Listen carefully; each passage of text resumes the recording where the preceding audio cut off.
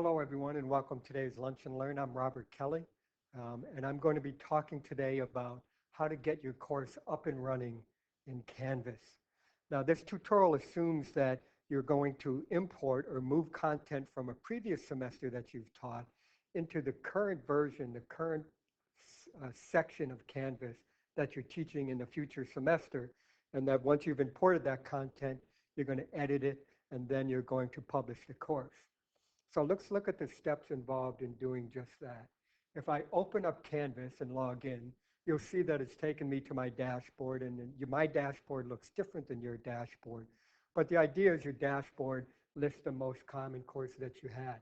Now, if you don't see your course on the dashboard, that means that you need to go to the Courses menu, and you go slide down to the bottom, and you select All Courses.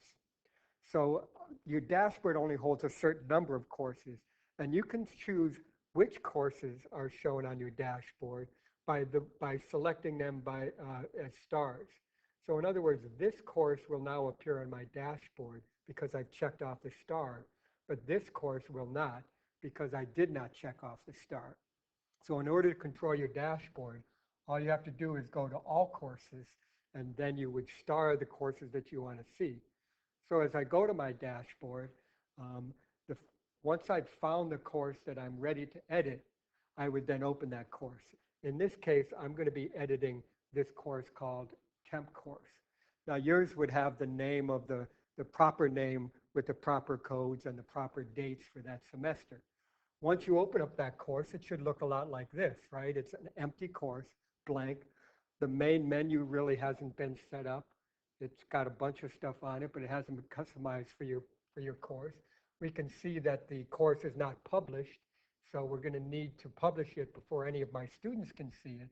And so once I'm in my blank course, the first thing that I want to do usually is import the content from a previous semester. So what we do is we go down to the bottom left-hand corner and we click on the Settings menu from the main menu, and that takes us to the area where we can edit our course or add content. So this is the settings section of a course. Interesting is you may go here for two other reasons. You can customize the navigation of your course. You can change what your students see by using this navigation tool. So currently, things that are blacked out mean that we've not allowed students to see those. Things that are not highlighted or are highlighted are options that students can see. So you can customize your navigation. You can also use the student view. Anytime during a course, if you want to see what your students are seeing, to check due dates, or to see how an assignment looks, or to see if something's available, if you go to Settings in the bottom left corner and then Student View, the Student View will allow you to peek at your course as if you were a student. So under Settings, those are two interesting places you can go. But what we're going to do is we're going to import content into this course. That's the purpose of going to Settings in this instance. So if we click on the Import Content button, I'll go through the steps of how to import content into a course. So here's the Import Content interface. The first thing I want to do is tell it what I want to do, where the content's coming from. In this case, I'm going to copy a Canvas course, a course that existed before and is part of my library. So what I need to do is put the exact name of that course into this button here. So in my case, I'm using the name A Test Course, which seems kind of odd. What happens is when you start typing in a name under the search, it'll list all the courses with a similar naming convention, and then you choose the correct one based on that naming convention. So that's the course I want to copy. I've selected it.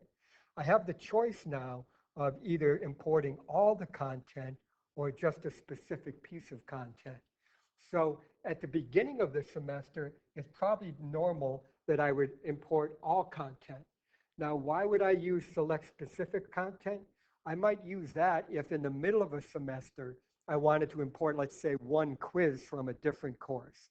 I could go to select specific content, and then it allows me to choose what course I wanted to move content from, and it allows me to choose exactly what that content might be. So I'm going to use select, I'm going to use all content because it's the beginning of the semester. And so I gave the name of the course. I've decided to move all the content. The last thing I'd like to do is to use the adjust events and due dates interface. What this allows me to do is to automatically advance the due dates for any assignment, discussion forum, for any place that I add a due date or a release date. I can have those automatically shift the dates forward based on this interface. What I need to do is to put the due date of the former course, the one I'm copying from. In this case, let's say it started on September 5th of 2016. That's the beginning date that the course was um, starting from. The new date for the new semester is March 6th. I add that here. And now anything that I import will shift the dates so that those assignments will be automatically advanced. I don't have to manually go in to every discussion forum, assignment, or quiz and change the dates. The last step is to just hit import. And now what's happening is they're taking, Canvas is taking the content from a previous semester, this course, and it's moving it into a new course, which is the one that I'm in now. And it may take about, 30 seconds or so to do that. And you can see that it's running that interface now. But basically, it's copying all the content from a previous semester. The other nice thing about it is it also copies my customization of the menu. It'll copy all of the settings for that course so that it gives me a good starting point when I'm ready to begin a new semester. So this usually takes about a minute or so. And while it's running, we'll just kind of look at how it is that a course would then be edited. What do I do next once my content has been imported from a previous semester? So as this is running, the first thing I want to do is check that my content was correctly moved over. Okay, so let's give this another couple seconds. My guess is that the import will be complete, and it is. It's now completed. And so what I can do next is check to make sure my content was imported correctly. If I hit the home button, that'll show me that things have been imported. What's happened? It's customized my menu based on the previous semester, and it's blocked students from seeing certain content, and it's allowed them to see other content. So not only did it import my content, it also imported my menu. It also took my home page and put that out front so that I have to, those settings are already correct. And so I can be pretty much assured that most of my content will be, has been imported. So what's the first step once your content has been imported? Well, we recommend, because we've imported from an old semester, the first thing you want to do is go to your syllabus and update your syllabus. So when we hit the syllabus tool, here's what we see. We have a link to a syllabus from a previous semester. We know it's outdated because it was from a past semester. And we also have a list of all the assignments and all the due dates that are part of this course. So this is a good way to check to see that the import happened correctly, that my due dates are correct on my assignments, and that I can make sure they're okay. If a certain assignment has been imported wrong, or if it has the wrong due date, you'll need to manually go into that assignment and change the due date. But the expectation is that your semester is aligned properly now in order to do that. So assuming my due dates are correct, what I'm going to do is replace this syllabus with the new syllabus. So in order to do that, I need to edit the syllabus. I click the edit button. This brings up the normal text editor. We should be used to this text editor by now. It's the same text editor we used to use for discussions, assignments, and quizzes, right? It allows us to do all of the editing and to type within Canvas. And what it's done is we've linked to a file called sample syllabus using the text editor. And let me show you how that works. If we go over to the right-hand side here under files, we can see that it shows me the content of the file cabinet for this one course. In order to bring my syllabus into this course, the first thing I need to do is to upload that syllabus to the file cabinet of this course. It needs to be inside Canvas in the right course before I can link to it here in the text editor. So the first thing I'm going to do is click the Upload a File button, and here it's going to say, where is that file? And then it's going to add it to the file cabinet. So that's the first step in updating your syllabus. Now, your syllabus exists as a Microsoft Word document, or it may exist as a Google document or a PDF file, and you've updated it already outside of Canvas. And we hope that you've sent it to your department head, and your department head has approved the syllabus. And so now you have a clean version of that syllabus, and you've uploaded that syllabus into the file section of Canvas. Once you've done that, all we need to do now is to link that file inside the text editor. So to do that, we want to get rid of the old syllabus, and then we want to select the new syllabus out of our file cabinet. And we'll look for it, and there it is. And by clicking that button once, it's automatically now created the link in the text editor. Now, this is just a link to the file. It's not the actual file. So I can change the name, or I can clean it up if I like, in order to make it more user-friendly for students to read it. And that's it. I've linked to my syllabus, the updated one, and when I click Update Syllabus, now the new syllabus is available to students. So that's the first step in updating your course. You've imported your content, you've checked your due dates look like they're okay, and you've updated your syllabus. And so now we're ready to move on to the next part. The next part is to make sure that your gradebook is set up correctly. You want to make sure your gradebook is set up in advance, because changing the gradebook mid-semester could lead to problems. And I don't want to go too deep into that, but if at all possible, you want to have your gradebook set up correctly before the semester starts, especially if you're weighting grades. And so the second thing we recommend when you go into update a course for a new semester is to go to update your gradebook. The place you update your gradebook is called assignments. Basically, anything you've attached a score to, a discussion forum, a quiz, or an assignment, is added to the assignment section of your course. And the assignment section is where you organize your assignments. And then once your assignment section is organized, your course gradebook follows those assignments. So let's take a look at these assignments. We have a series of discussion forums. That's one series of assignments. We have a series of quizzes. We have some journal review articles, a reading response guide, and then a midterm and a final project. So what we're looking at here are called groups. These are groups.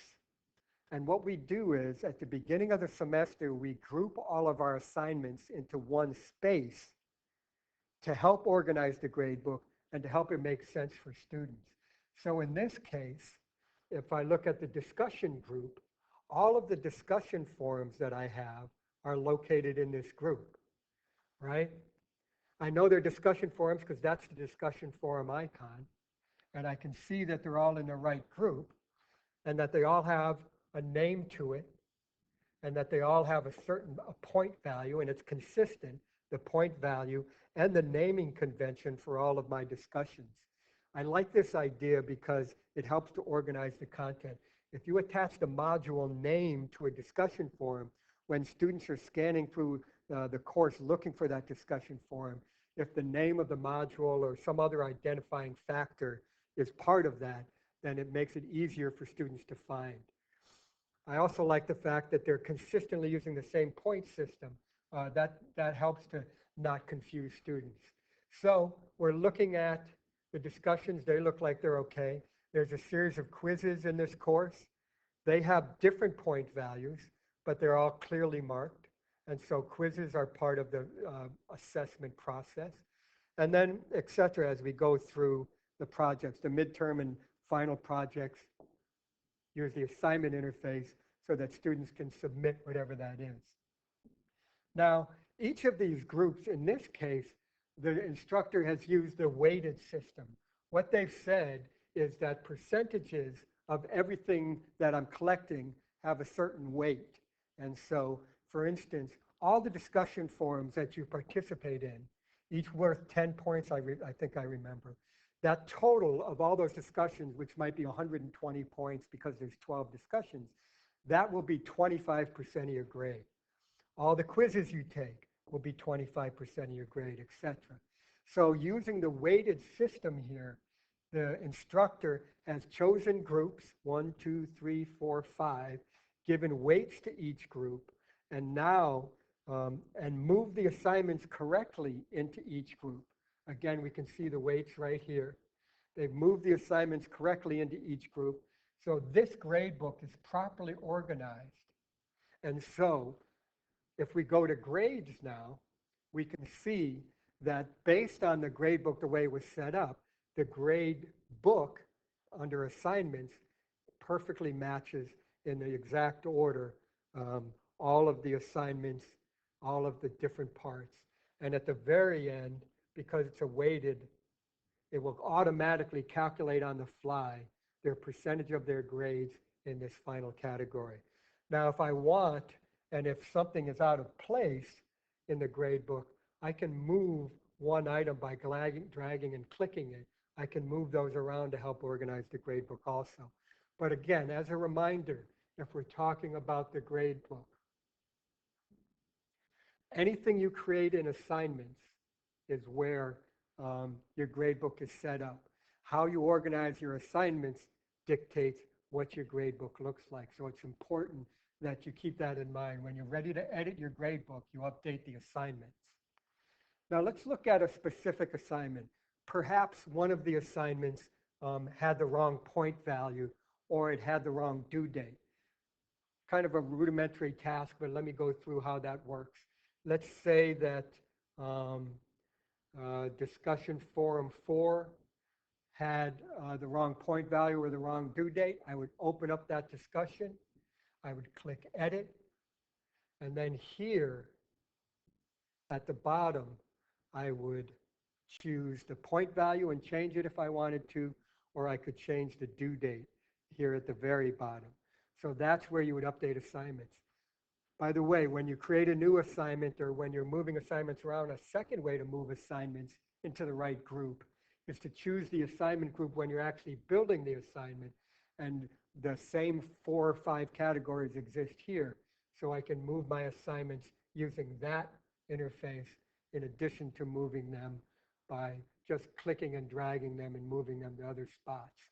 So whether I'm using an assignment, a quiz, or a discussion forum, when I edit that assignment, I can change the point value here.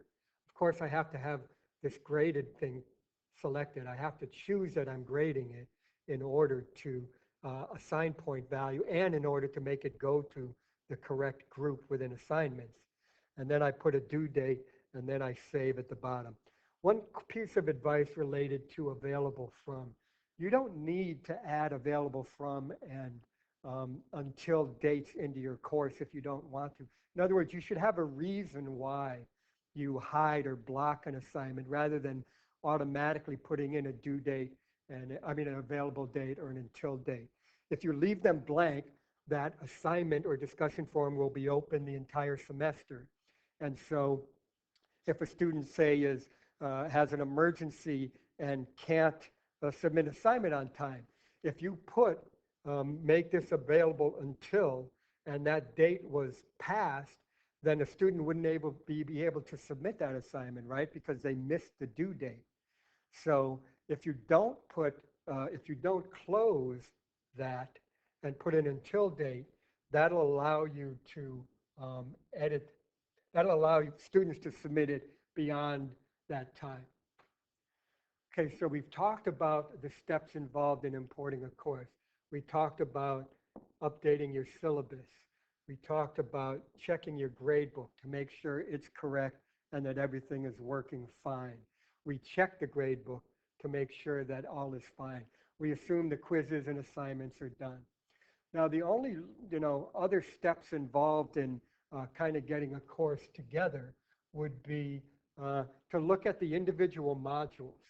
So within a module, it could be that there are dates that are mentioned by accident or other than the due date that need to be corrected. So as we know, content is published or not based on this mark here, right? So this reading response guide here is not published. It has the X under the publish button, so students can't see that. And in fact, this entire week 3 module is not published because this check button here is not checked. So one of the things at the beginning of the semester is to decide which objects you want students to have access to or not. And so you have a couple choices. You can manually unpublish or publish something just by clicking the button. Now that entire module is published and students can see what's in it. You could also set a due date. If you edit at the module level, you could lock the entire module until a date you've decided. So you have a couple options on making content available.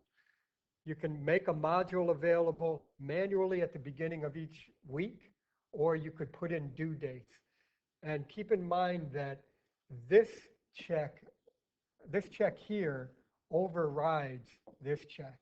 In other words, we've published this entire module for week 2, but they'll see everything in this module except the reading response guide because that one hasn't been published.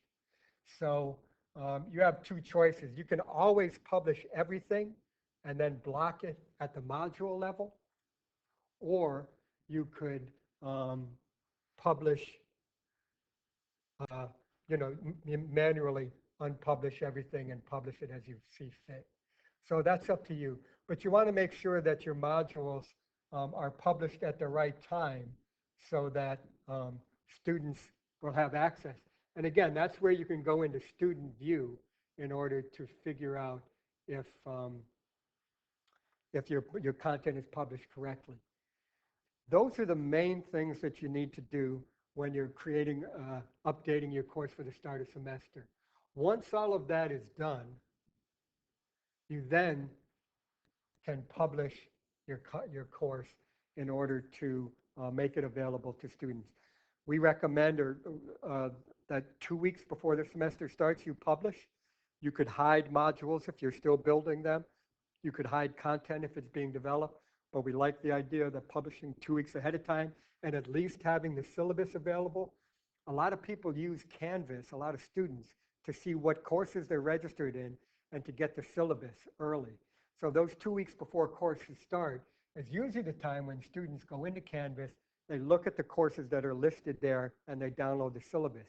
If your course isn't published before the start date, students can't see that. I want to give one more suggestion, which isn't mandatory, but is a good idea. And if you don't want to follow the suggestion, fine, you could stop the video now. But the idea is organizing your file cabinet to keep your content current. I mentioned earlier that in this case, students don't have access to files because in the main navigation, it's grayed out. And so students can't see that. So in order to organize your files, we click on the Files button. This is your private file cabinet for this course, and you choose the content that is here.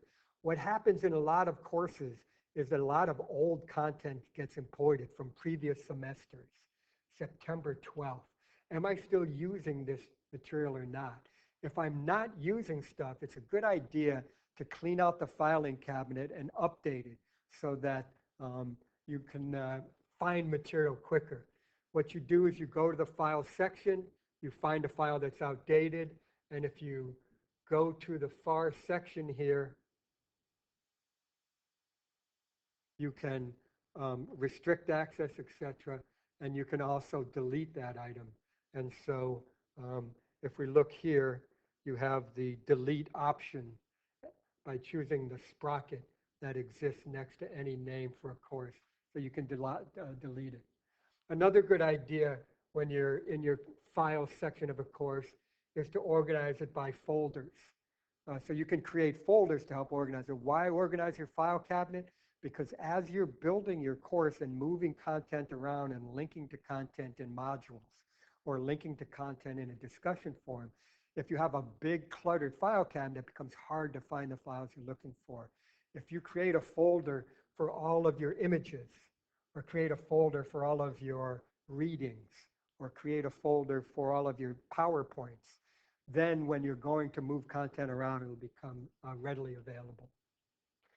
I forgot one other thing to close out with, and that's the use of announcements.